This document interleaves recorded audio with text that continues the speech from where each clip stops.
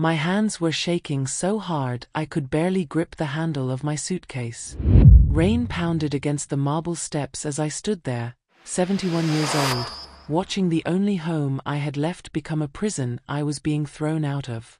"You're not welcome here anymore, Claudine," Calvin spat, his breath reeking of whiskey even at 10 in the morning. "You can go die in a dumpster for all I care." Those words cut deeper than any knife ever could. This was the man my daughter married. The man who stood at her funeral 3 weeks ago, sobbing so hard his shoulders shook. The man who promised me I would always have a home here. All lies. I looked past him into the grand foyer where Delphine's laugh used to echo off the walls.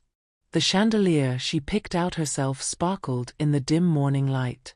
Her favorite painting still hung above the fireplace. Everything about this house screamed her name. And now her husband was erasing me from it like I never existed. "Calvin, please," I whispered, my voice barely audible over the storm. "Delphine wanted me here." "You know she did." He laughed. Actually laughed. "What Delphine wanted doesn't matter anymore, old woman. I own this house now. I own everything. The mansion, the 40 million in assets, all of it. And I sure as hell don't need you taking up space in my guest wing."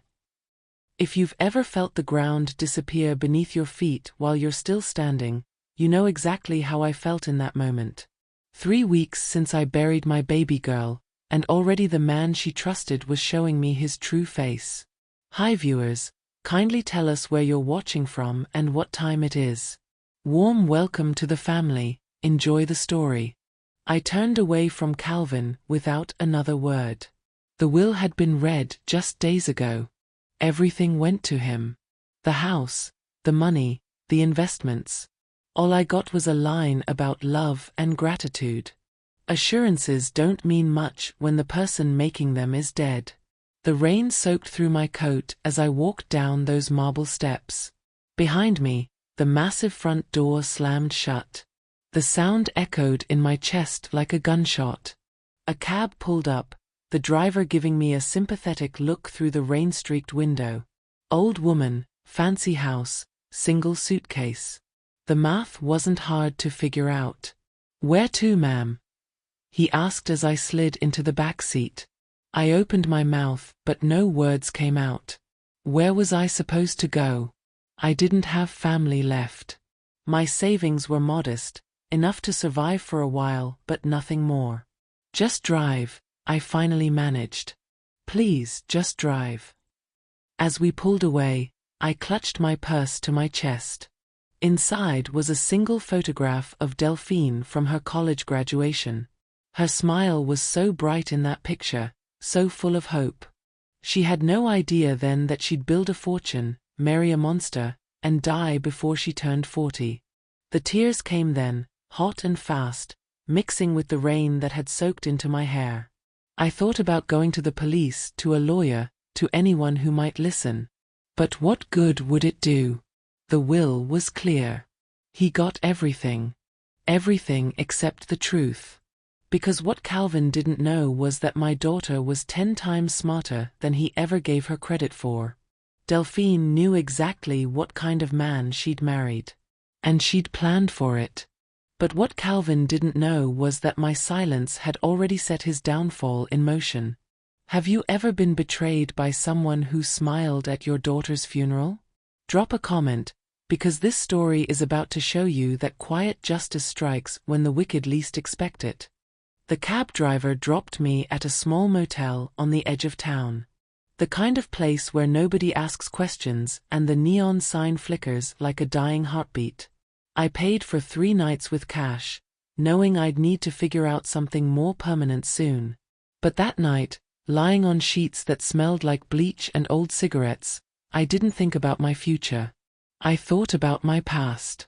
I thought about Montgomery, Alabama, in 1954. I was born in a house so small you could hear a whisper from one end to the other. My mama cleaned houses for white families, and my daddy worked at the mill until his lungs gave out when I was 12. Back then, Being a black woman in the South meant learning to be invisible. You kept your head down, your voice quiet, and your dreams smaller than the reality you lived in. But my mama used to tell me something that stuck with me my whole life. "Claudine," she'd say, her hands deep in dishwater, "silence ain't weakness. Sometimes it's the smartest weapon you got." I met Rufus when I was 19. He was 22, tall and lean, with hands that could shape brick and mortar into something beautiful. He worked construction during the day and played guitar at a little church on Sundays. The first time he smiled at me, I knew my life was about to change. We got married 6 months later in that same church. Didn't have money for a fancy dress or a big reception. Just us, our families, and a faith that told us we could build something from nothing. And we did. Rufus started his own small construction business, just him and 2 other men with 1 beat-up truck. I opened a diner in a rented storefront, serving breakfast and lunch to workers who needed hot food and didn't have time to go home. My sweet potato pie became famous in 3 counties. People would drive 30 minutes just for a slice. We worked 16-hour days, 7 days a week. Our hands were rough, our backs ached, and some nights we were too tired to even talk. But we had each other. We had purpose. And when Delphine was born 3 years into our marriage, we had everything that mattered. Lord, that baby girl had fire in her eyes from the moment she came into this world. She didn't cry like other babies. She screamed like she was announcing her arrival, demanding the world make room for her. Rufus used to hold her on his lap while I closed up the diner at night. He'd tell her stories about building houses, about laying foundations strong enough to weather any storm. "You gotta start with a solid base, little girl," he'd say. "Everything else comes after." Delphine grew up watching us hustle. She'd do homework at the diner counter, help me roll silverware, sweep floors. She never complained. Instead, she studied. Hard. Harder than any child I'd ever seen. Her teachers called her gifted. Said she had a mind that could grasp concepts most adults struggled with. By the time she was in high school, she was taking college-level classes. Universities started sending her letters, offering scholarships, promising opportunities we'd never dreamed possible. I remember the day she got accepted to Spelman College in Atlanta. Full scholarship. Rufus cried. Actually cried. He held that acceptance letter like it was made of gold and said, "We did it, Claudine. Our baby girl's gonna have everything we never had." And she did. Delphine graduated with honors, started working at a marketing firm, then launched her own company before she turned 30. She had vision, drive, and a brilliance that made people stop and listen when she spoke. She bought us a house, paid off the diner, made sure Rufus could retire before his body gave out completely.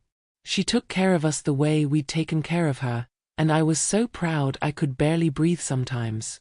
But then Rufus had his stroke. 1 minute he was sitting in his favorite chair, watching the news. The next, he was on the floor, his left side completely still. He lasted 3 days in the hospital before he slipped away. His last words to me were, "Take care of our girl. Don't let nobody dim her light." I thought I knew what he meant. I thought he was just being a protective father, even in death. But I should have listened to Rufus that night, years before, when Delphine first brought Calvin home. Because the devil doesn't always wear horns. Sometimes he wears expensive suits and smiles that hide the rot underneath. Delphine met Calvin Boudreau at some business conference in Miami. She came home glowing, talking about this ambitious entrepreneur who understood her vision, who saw the world the way she did. "Mama, he's different," she said, her eyes bright with something I hadn't seen before. "He doesn't try to compete with me. He celebrates me." I wanted to believe her. I wanted my daughter to have the kind of love Rufus and I had built. But the first time I met Calvin, something in my gut twisted. He showed up to our house in a Mercedes, wearing a suit that probably cost more than my monthly mortgage. His shoes were polished to a mirror shine, his watch caught the light with every movement, and his smile was practiced. Too practiced. "Mrs. Merriweather," he said, extending his hand. "It's an honor to meet the woman who raised such an incredible daughter." His grip was firm but not warm. His eyes swept over our modest home, and I caught the flicker of judgment before he hid it behind another smile. Rufus didn't say much during dinner that night. He just watched Calvin talk, watched him touch Delphine's hand, watched him laugh at his own jokes. After Calvin left, Rufus sat on the porch for a long time, staring into the darkness. "That man's got greed sitting in his bones," Rufus finally said. "I can smell it." "Rufus, you just met him," I argued, though my own instincts were screaming the same warning. "Doesn't matter. Some things you just know." He turned to look at me, his face serious. "That man doesn't love our daughter. He loves what she can do for him." I should have fought harder. I should have sat Delphine down and told her what we both sensed. But she was 32 years old, successful, and deeply in love. What were we supposed to say? That her mother and father didn't like her boyfriend because of a feeling? Young people don't listen to feelings. They listen to promises. Calvin promised her the world. He talked about building an empire together, about their combined success creating something unstoppable. He made her feel like a queen, and after years of fighting to prove herself in boardrooms full of men who underestimated her, she wanted someone who saw her worth. They got engaged 6 months later. The ring was obscene, a diamond so large it looked heavy on her finger. The wedding was scheduled for the following spring at some estate in the countryside. Rufus didn't live to see it. His stroke came 4 months before the wedding. At the funeral, Calvin stood beside Delphine, his arm around her shoulders, whispering things that made her nod. He looked like the perfect supportive partner. But I noticed how his eyes kept drifting to his phone, how he checked his watch during the eulogy, how quickly he tried to move things along. "We should discuss living arrangements," he said to me 3 days after we buried Rufus. "Delphine's worried about you being alone." I didn't want to move. That house held 40 years of memories, of Rufus's presence in every corner. But Delphine insisted. "Please, Mama," she begged. "I need you close. And the house we're buying has plenty of space. You'll have your own wing, your own privacy. Please." So I agreed. For her. Always for her. Have you ever ignored your instincts for love? Have you ever watched someone you care about walk toward danger and convinced yourself you were wrong? Tell me in the comments, because what I'm about to tell you next will show you why those gut feelings matter. The mansion sat on 12 acres of perfectly manicured land just outside Atlanta. It was the kind of house you see in magazines, with columns that reached toward the sky and windows that sparkled like diamonds in the sun. Delphine gave me a tour the day I moved in, her excitement contagious. The foyer alone was bigger than my entire first house. Marble floors stretched in every direction, reflecting the light from a chandelier that must have cost more than a car. "This is your wing, Mama," she said, leading me down a long hallway far from the main living area. "You'll have your bedroom, a sitting room, and your own bathroom. Complete privacy." The rooms were beautiful. Elegant furniture, soft carpets, a view of the garden that made my heart ache with its perfection. But something felt wrong about the distance. My rooms were separated from where Delphine and Calvin lived by what felt like a football field. "Why so far away, baby?" I asked, trying to keep my voice light. "Calvin thought you'd appreciate the quiet," she said quickly. "Too quickly. You know, so you're not disturbed by our comings and goings." Calvin thought. Not we thought. Calvin. I should have known then. I should have recognized the pattern forming. But I was grieving Rufus, and I wanted so badly to believe my daughter had found happiness. The wedding happened 2 months later. It was a spectacle that made my simple church ceremony look like a child's birthday party. 300 guests, an orchestra, flowers that must have been flown in from somewhere exotic. Delphine looked like a princess in her dress, but when I hugged her before she walked down the aisle, she felt stiff. "You okay, baby?" I whispered. "Just nervous," she said, but her smile didn't reach her eyes. Calvin cried during the vows. Real tears that made the guests whisper about how romantic he was. But I watched him, and something about those tears felt performed, like he'd practiced them in a mirror. Life in the mansion settled into a strange routine. I'd wake early, make breakfast in the massive kitchen, and tend to the garden. Delphine would rush through in the mornings, always running to meetings or conference calls. Calvin would appear later, usually on his phone, barely acknowledging my presence. "Good morning, Calvin," I'd say. "Arm, he'd grunt, not looking up. Delphine insisted I was family, that this was my home too. But Calvin made sure I knew my place.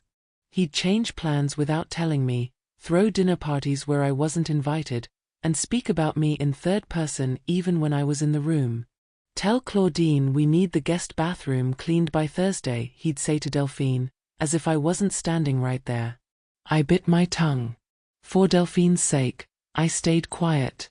Then Calvin's business ventures started failing. Some real estate deal went south, then an investment that was supposed to triple his money evaporated. He became irritable, snapping at the staff, slamming doors, drinking more. Delphine worked longer hours, and I suspected she was covering his losses with her own money.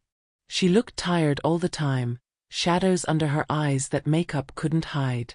One night, I heard them arguing. Their voices carried through the expensive walls like ghosts. "I built my company from nothing," Delphine shouted. "I'm not going to watch you destroy it with your reckless decisions." "Your company?" Calvin's laugh was bitter. "We're married, sweetheart. What's yours is mine." The sound of something breaking made me jump. Then silence. Terrible, heavy silence. The next morning, Delphine came to breakfast wearing a long-sleeved shirt despite the summer heat. But when she reached for the coffee pot, her sleeve pulled back. Bruises circled her wrist like a bracelet. Dark purple and sickly yellow, the unmistakable marks of someone gripping too hard. That house may have had marble floors and crystal chandeliers, but the foundation was already cracking. And I was about to discover just how deep those cracks ran. I grabbed Delphine's hand before she could pull away. The bruises were worse up close, clear finger marks pressed into her brown skin like stamps of ownership. "Baby, what happened?" My voice cracked. She yanked her hand back, pulling the sleeve down so fast she knocked over the sugar bowl. "I fell, Mama. It's nothing." "That's not from falling." "I said it's nothing." Her voice was sharp, desperate. Then softer, almost pleading. "Please. Just leave it alone." But how could I? This was my daughter.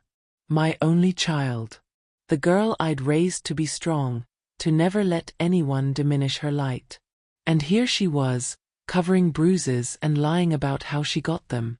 I tried to talk to her over the next few weeks, but she shut me down every time. She'd change the subject, make excuses, or simply walk away. Meanwhile, Calvin watched me with eyes that said he knew exactly what I suspected and dared me to do something about it. His drinking got worse. Some nights I'd hear glass breaking, doors slamming, Delphine's voice raised in anger or fear. I couldn't always tell which. I'd lie awake in my distant wing of the house, feeling helpless and furious. One afternoon, I caught Calvin in the hallway. He was on his phone, laughing about something, his mood light for once. "Calvin," I said, my voice steady. "We need to talk."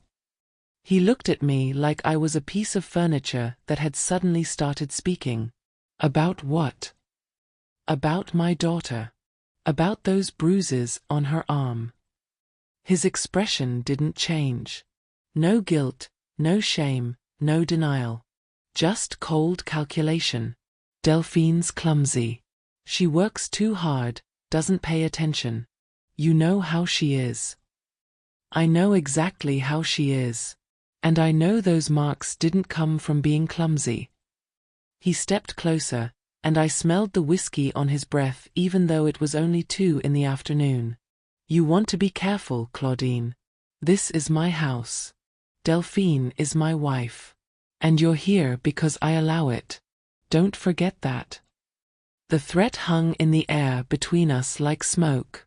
He smiled, patted my shoulder in a gesture that was meant to look friendly but felt like a warning, and walked away. That night, I tried again with Delphine. I found her in her home office, surrounded by papers and looking exhausted. "Mama, I can't do this right now," she said before I even spoke. "Then when? When can we talk about what's happening in this house?" "Nothing's happening." She slammed her hand on the desk. "Why can't you just trust me to handle my own life?" "Because I'm watching him hurt you, and you're asking me to pretend I don't see it." Delphine stood up so fast her chair rolled backward. Tears streamed down her face, but her jaw was set in that stubborn way she'd had since childhood. "Please, Mama. Please just let me handle it. I just need time." Time. That word would haunt me forever. How much time, baby?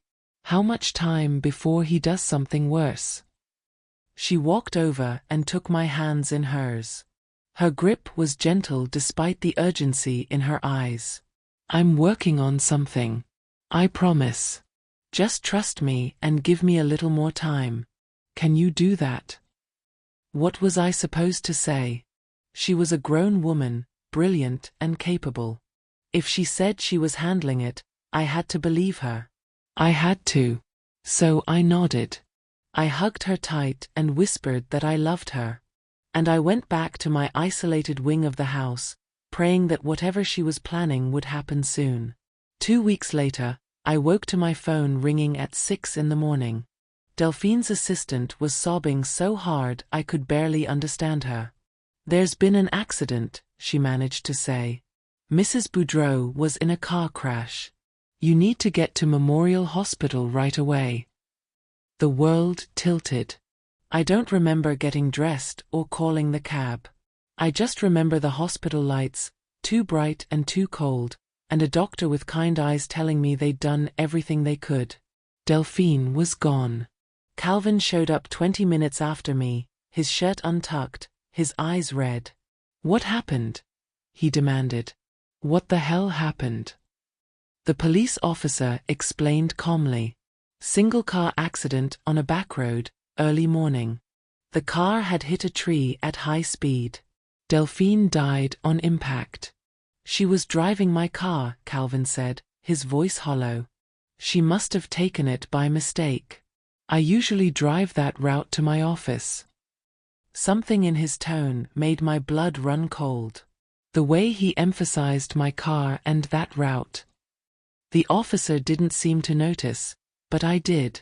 At the funeral, Calvin played the devastated husband perfectly.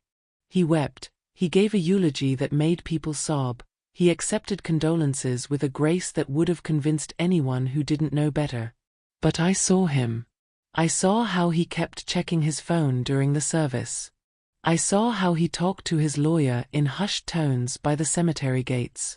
I saw how quickly his tears dried when he thought no one was watching. A week after we buried my daughter, the lawyer called us both in to read the will. I sat in that leather chair, my hands folded in my lap, my heart shattered into so many pieces I didn't know if they'd ever fit back together. The lawyer read through the legal language, the assets, the accounts. And then he said the words that I thought would destroy me. "To my husband, Calvin Boudreau, I leave the house we built together and $40 million in assets." Calvin's face lit up. Actually lit up. My daughter was barely cold in the ground, and this man was fighting to hide his smile. Then came the part about me. Love and gratitude and the assurance that I'd always have a place in the home. Empty words. Meaningless promises. If only I'd known that time was the one thing she didn't have. But what I didn't know yet, what Calvin couldn't have possibly imagined, was that my brilliant daughter had given me exactly what I needed. She'd given me time. Just not in the way either of us expected. The phone call came on a Thursday morning while I was staring at a water stain on the motel ceiling. 3 days since Calvin threw me out, and I was still trying to figure out where my life was supposed to go from here. Mrs. Merriweather, this is David Gresham. I was your daughter's attorney. My heart stopped. Yes, I remember you from the reading. I'd like you to come to my office this afternoon if possible. There's something we need to discuss. About what? The will was already read. Everything went to Calvin. There was a pause, then something that sounded almost like a chuckle. Mrs. Merriweather, did you listen carefully to the will? What kind of question was that? Of course I'd listened. I'd sat there while my world fell apart, hearing how my daughter left everything to the man who'd probably killed her. I listened, I said quietly. Then please come in. 2 o'clock work for you? I showed up 15 minutes early, wearing the only decent dress I'd packed. Mr. Gresham's office was downtown, all dark wood and law books that lined the walls like soldiers. He was older than I'd remembered, probably in his 70s, with white hair and glasses that sat low on his nose. Thank you for coming, he said, gesturing to a chair across from his massive desk. I apologize for the cryptic phone call, but I needed to speak with you privately. Mr. Gresham, I don't understand. The will was clear. Calvin got everything. He smiled then, and it reminded me of my father's smile when he knew something you didn't. That's what it seemed like, wasn't it? But your daughter was a very intelligent woman. She understood contracts, loopholes, and how to protect what mattered most. He slid a folder across the desk. Inside were documents with words like irrevocable trust, and amendment, and beneficiary designation. I don't understand legal talk, I admitted. Then let me make it simple. For weeks before her death, Delphine came to see me. She was concerned about her marriage, about Calvin's behavior and his financial decisions. She wanted to make sure certain assets were protected. My hands started shaking. Protected how? She created a private trust. The house, her company shares, and most of the liquid assets were transferred into this trust. The trust has very specific terms about who controls it and under what circumstances. But the will said Calvin inherited the house and $40 million. The will said he inherited the house and $40 million in assets. It didn't say he owned them outright. The actual ownership belongs to the trust. He leaned forward. Mrs. Merriweather, your daughter made you the sole trustee and primary beneficiary. The words hit me like a physical blow. What does that mean? It means Calvin can live in the house only if you, as trustee, allow it. It means he has no legal claim to the assets without your approval. It means, Mrs. Merriweather, that you own everything. He owns nothing. I couldn't breathe. The room spun. Somewhere in my chest, I felt something crack open, like a door I didn't know existed suddenly swinging wide. She knew, I whispered. She knew what he was. I believe so. She made me promise not to reveal the trust until after the initial will reading. She wanted Calvin to think he'd won. Mr. Gresham's smile grew wider. She was quite specific about the timing. Calvin had thrown me out, called me worthless, told me to die in a dumpster. He'd been living in that house for 3 days, probably celebrating his inheritance, making plans for all that money. And none of it was his. What happens now? I asked. Now, I invite Mr. Boudreau in for what I'm calling a clarification meeting. And you, Mrs. Merriweather, get to watch justice unfold." For the first time in weeks, I smiled. Not a sad smile or a bitter one. A real smile that came from somewhere deep inside where hope had been hiding all along. I thought I had lost everything. My husband, my daughter, my home, my dignity. But Delphine had seen further than I ever could. She'd known that evil eventually reveals itself, and when it did, she wanted me protected. My baby girl had built me a fortress, and Calvin had just locked himself outside its walls. The meeting was scheduled for Monday afternoon. Mr. Gresham insisted I be there, said Delphine would have wanted me to witness this moment. He arranged for me to sit in a chair slightly behind and to the side, positioned so I could see Calvin's face clearly. Calvin strutted in at exactly 3 o'clock, wearing a suit that probably cost more than most people's monthly rent. He had the confidence of a man who thought he owned the world. His lawyer followed behind him, a younger man with slicked-back hair and an expensive briefcase. "Gentlemen," Mr. Gresham said pleasantly. "Thank you for coming." Calvin barely glanced at me. When he did, his lip curled slightly, like I was something unpleasant he'd stepped in. "Let's make this quick. I have dinner reservations at 7. "Of course. This shouldn't take long." Mr. Gresham opened a folder on his desk. "Mr. Boudreau, I asked you here because there seems to be some confusion regarding your late wife's estate." Calvin laughed. "What confusion? The will was pretty damn clear. House, money, everything. Mine. That's the confusion I'm referring to." Mr. Gresham slid a document across the desk. "You see, the will mentions assets, but it doesn't detail ownership structure. Your wife was very careful about the language she used." Calvin's lawyer leaned forward, scanning the paper. His face went pale. "What is this?" Calvin demanded. "This is an irrevocable trust, created and funded by your late wife 1 month before her death. The house you've been living in, the 40 million in assets you believe you inherited, the company shares, the investment accounts, all of it was transferred into this trust." "So what? I'm her husband. It's still mine." Mr. Gresham shook his head slowly. "That's not how trusts work, Mr. Boudreau. The trust has specific terms. You have no ownership rights to any assets held within it." The room went very quiet. Calvin stared at the document like it was written in a foreign language. "That's impossible. She wouldn't." "She would. And she did." Mr. Gresham pulled out another paper. "The trust names Mrs. Claudine Merriweather as both the executor and primary beneficiary. In simpler terms, Mr. Boudreau, you've been living in her house. The money you thought was yours belongs to her. You own nothing." Calvin's face went from confident to confused to horrified in the span of 3 seconds. His lawyer was flipping through pages, his expression growing more grim with each one. "This can't be legal," Calvin said, his voice rising. "We were married. Community property laws don't apply to assets placed in an irrevocable trust before death. I assure you, everything here is completely legal and binding." Calvin turned to look at me then. Really look at me.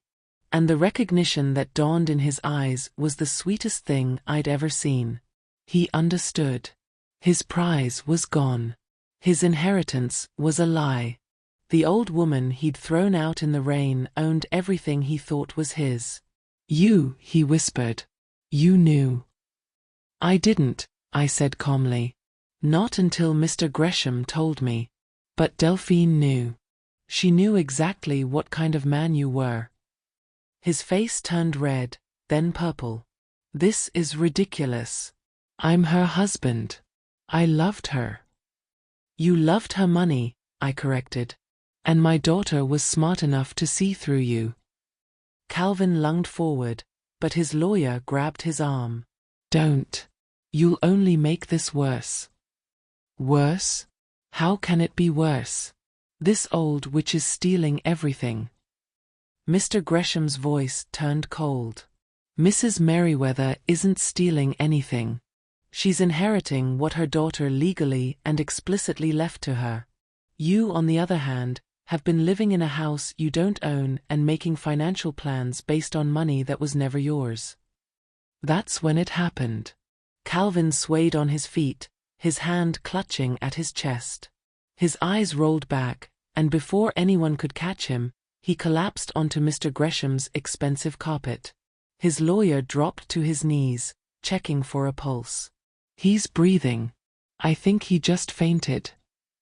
Mr. Gresham sighed and reached for his phone to call for help. I just sat there, watching Calvin's unconscious form sprawled across the floor like a puppet with cut strings. I didn't feel triumphant. I didn't feel vengeful. I felt something quieter, something that settled into my bones like a long overdue exhale. I felt free. If you believe in karma, drop a heart in the comments. Because what happened next proved that sometimes the universe doesn't just balance the scales. It tips them completely in favor of those who've been silent for too long. The paramedics came and went. Calvin woke up disoriented and embarrassed, refusing to go to the hospital despite their recommendations. His lawyer practically had to carry him out of the office, whispering urgently in his ear about staying calm and not making threats. Mr. Gresham handed me a stack of papers. "These are yours now. Bank account information, property deeds, investment portfolios. Everything Delphine built is under your control." I stared at the documents, my daughter's careful planning laid out in legal language and official stamps. She'd done this in secret, protecting me in a way I hadn't been able to protect her. "There's one more thing," Mr. Gresham said. He pulled out an envelope with my name written in Delphine's handwriting. "She left this with me. Asked that I give it to you after the trust was revealed." My hands trembled as I opened it. Inside was a letter, written in the elegant script Delphine had perfected in college. "Mama," it began. "If you're reading this, then I'm gone and Calvin has shown you who he really is. I'm so sorry I didn't listen to you and Daddy. You both saw through him before I did. By the time I realized what kind of man I'd married, I was trapped. But I refused to let him trap you too. Everything I built because of the example you and Daddy set. You taught me that strength isn't always loud. Sometimes it's quiet. Sometimes it waits. I need you to know that the house, the money, all of it, it was always meant to be yours. You sacrificed everything to give me a chance at life. Now I'm giving you the freedom to live the rest of yours in peace. Don't let Calvin take anything more from our family. Be strong, Mama. Be quiet. And when the time is right, be ruthless. I love you. Always. Delphine." I folded the letter carefully and held it against my chest. Tears streamed down my face, but they weren't tears of sadness. They were release. My daughter had given me one final gift, and it was the most powerful thing she could have left me. The truth. 2 days later, I returned to the mansion. The staff met me at the door, their expressions uncertain. They'd watched Calvin throw me out, and now here I was, walking back in like I owned the place. Because I did. "Mrs. Merriweather," the housekeeper said nervously. "Mr. Boudreau is in the study. He said no one was to disturb him." "That's fine," I said gently. "I'll disturb him myself." I found Calvin exactly where she said, sitting behind Delphine's desk with a bottle of whiskey and a phone pressed to his ear. He was arguing with someone about money, his voice desperate and angry. When he saw me, he ended the call abruptly. "Get out," he said. "You're not welcome here." I almost laughed at the irony. Those were nearly the same words he'd used 3 days ago. But now they meant nothing. "Actually, Calvin, You're the one who's not welcome. This is my house. Everything in it is mine. And I'm giving you until sunset tomorrow to pack your things and leave." His face twisted with rage. "You can't do this. I'll fight you in court. You'll lose," I interrupted calmly. "Your lawyer already explained that to you. The trust is ironclad. Delphine made sure of it. You can leave peacefully, or I can have the sheriff escort you out. Your choice." For a moment, I thought he might try something violent. His hands curled into fists, his jaw clenched so tight I could hear his teeth grinding. But then something in him broke. The fight went out of his eyes, replaced by something that looked like defeat. "She planned this," he whispered. "She knew she was going to die, and she planned this." The way he said it made my blood run cold. Like he was admitting something without meaning to. Like he knew exactly why she'd protected me so carefully in her final weeks. "What did you do to my daughter?" I asked quietly. He looked up at me, and for just a second, I saw something in his eyes. Guilt, maybe. Or fear that I'd figure out the truth. "It was an accident," he said. "The police said it was an accident. She was driving your car. On your route. Early in the morning when she never drove anywhere." I stepped closer. "What did you do, Calvin?" "Nothing." "I didn't." He stopped, realizing he was about to say too much. "Get out. Just get out and let me pack in peace." I wanted to push harder, wanted to demand answers. But I also knew that some truths were too dark to pull into the light. Some justice belonged to God, not to me.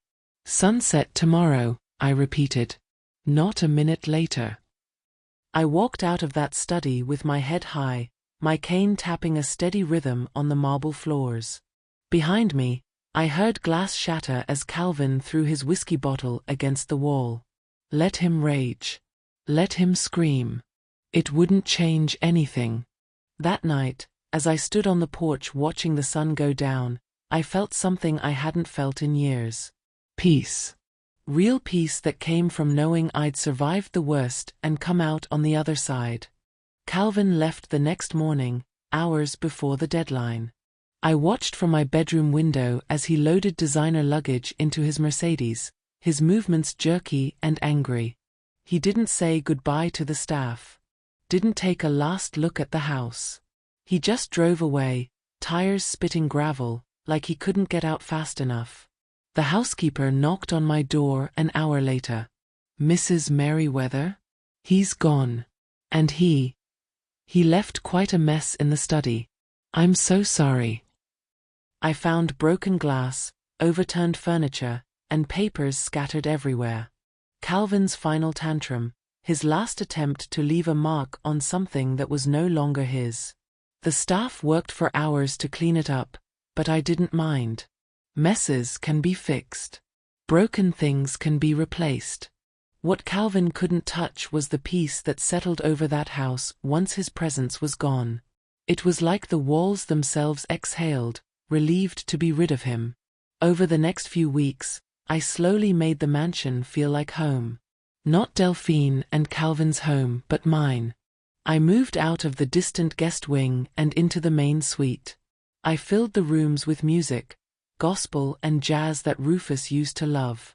I invited church ladies over for tea and let their laughter bounce off the expensive walls. The staff relaxed. They smiled more, moved more freely, treated me like a person instead of an unwelcome guest. Turns out, they'd never liked Calvin either. They'd just been too afraid to say so. One afternoon, while going through Delphine's office, I found her journal. The pages were filled with business notes, meeting reminders, and scattered thoughts about life. But toward the end, the entries changed. Calvin took money from the business account again. $50,000 this time. When I confronted him, he grabbed my wrist so hard I thought it would snap. "I can't keep doing this. I can't keep pretending we're okay. Mama warned me. Daddy warned me. Why didn't I listen? I had to stop reading, my vision blurred by tears. She'd known. She'd been trapped and scared and trying to find a way out. The trust wasn't just about protecting her assets. It was about protecting me from the man who'd hurt her.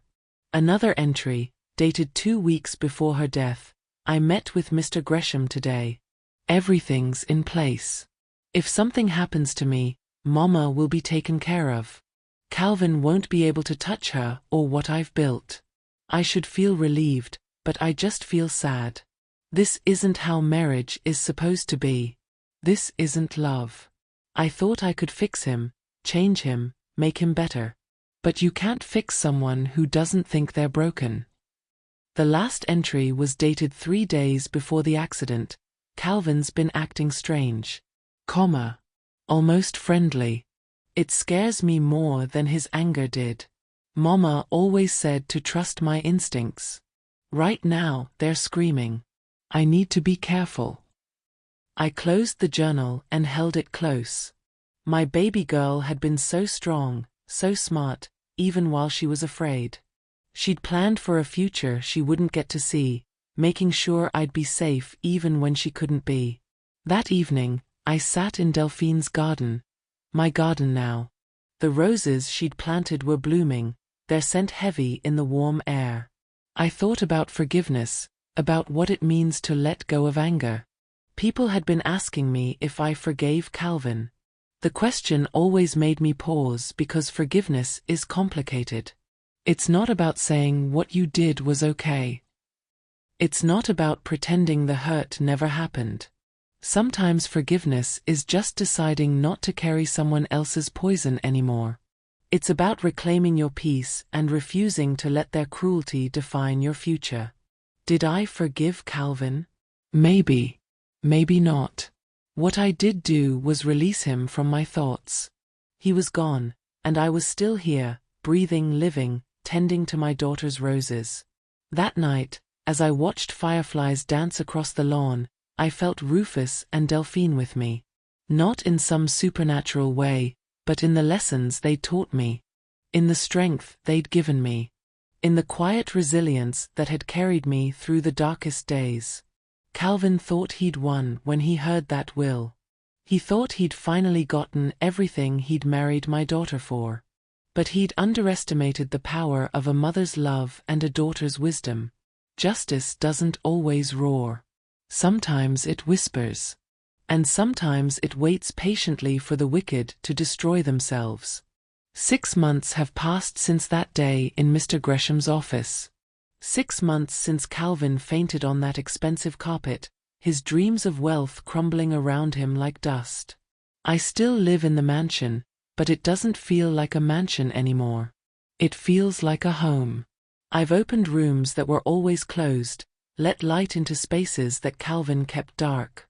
The staff isn't staff anymore, they're family. I turned Delphine's home office into a scholarship foundation in her name. Every year, we give money to young black women who want to start their own businesses. Women like my daughter, who have fire in their eyes and dreams bigger than their circumstances. The garden has become my sanctuary. I spend hours there, talking to Delphine's roses, telling her about my day. Sometimes I swear I can feel her listening, proud of what I've done with the gift she left me. I heard through Mr. Gresham that Calvin tried to contest the trust. His lawyers filed motion after motion, claiming undue influence, questioning Delphine's mental state, throwing every legal argument they could find at the wall. Nothing stuck. My daughter had been too smart, too careful, too thorough. Calvin eventually moved to Florida, or so I was told. Started over with nothing, just like Rufus and I did all those years ago. Except we built something beautiful from our nothing. I doubt he will. Some people ask why I didn't go after him for what I suspect he did to Delphine. The truth is, I don't have proof. Just instincts and a mother's knowing. And maybe that's enough. Maybe knowing that he lost everything he schemed for is its own kind of justice. The other day, a young woman came to my door. She was one of our scholarship recipients, graduating from business school.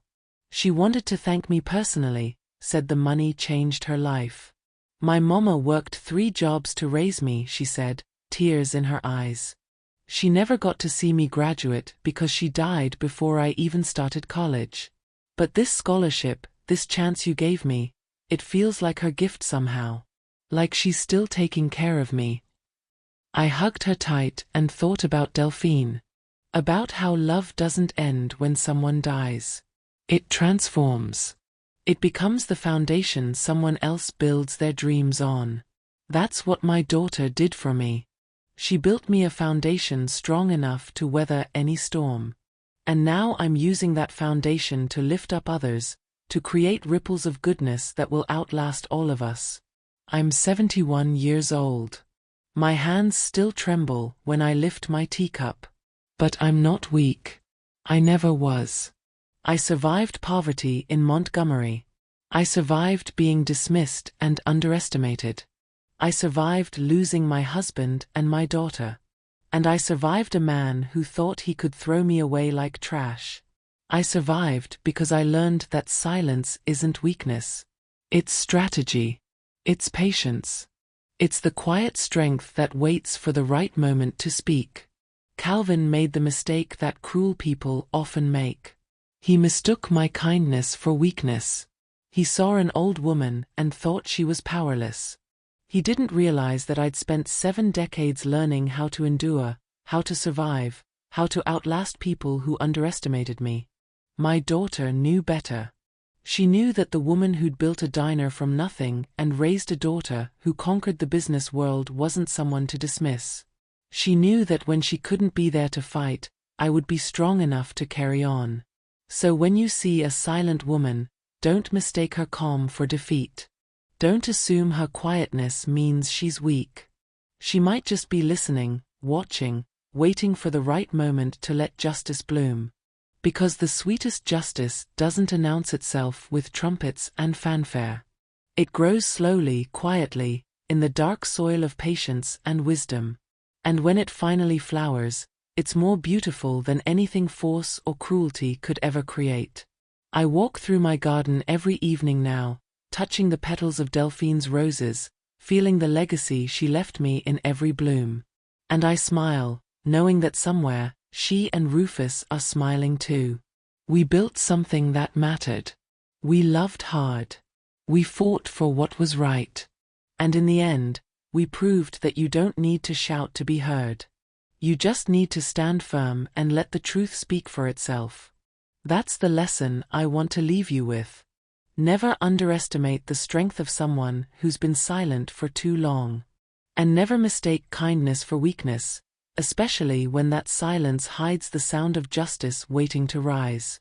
If this story touched your heart, if it reminded you that good people don't always finish last, then please subscribe to this channel and turn on notifications.